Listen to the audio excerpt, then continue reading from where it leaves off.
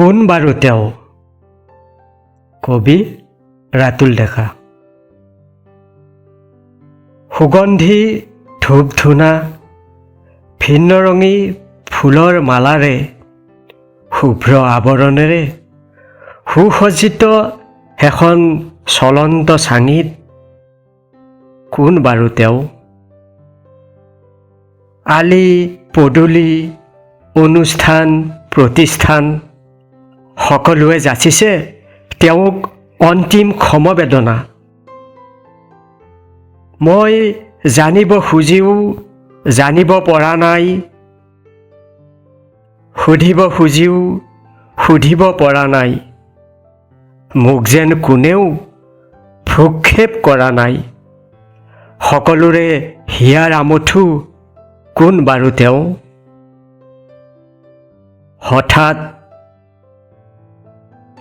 কাহ পৰি জিন যোৱা পৰিৱেশ ভেদ কৰি কান্দি উঠিল মোৰ অতি আপোনজন।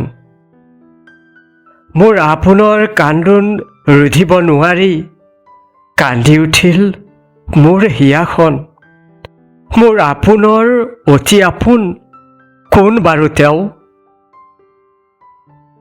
শংখ দবা কাহ ৰাইজৰ হৰিধ্বনিৰে সজ্জিত চিতাত তুলি দিয়া হ'ল সেই ব্যক্তিক। কিন্তু এয়া কি? মোৰ অতি আপোনজনে হাতত একুৰা জ্বলন্ত সীসা লৈ মুখাগ্নিৰ দিশে ধাৱমান।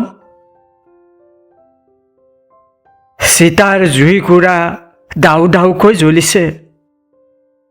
কোলাহল শব্দবোৰ ক্ৰমে বন্ধ হ'ব ধৰিছে। মোৰ অতি আপোনবোৰ মোৰ পৰা আঁতৰিব লাগিছে। মোৰ চকুজুৰি দেখোন ক্ৰমে মুঠ খাই আহিছে। নাই, মই আৰু একো দেখা নাই, কেৱল ধুঁৱলি আৰু কুঁৱলী, ধুঁৱলি আৰু কুঁৱলী, ধুঁৱলি আৰু কুঁৱলী।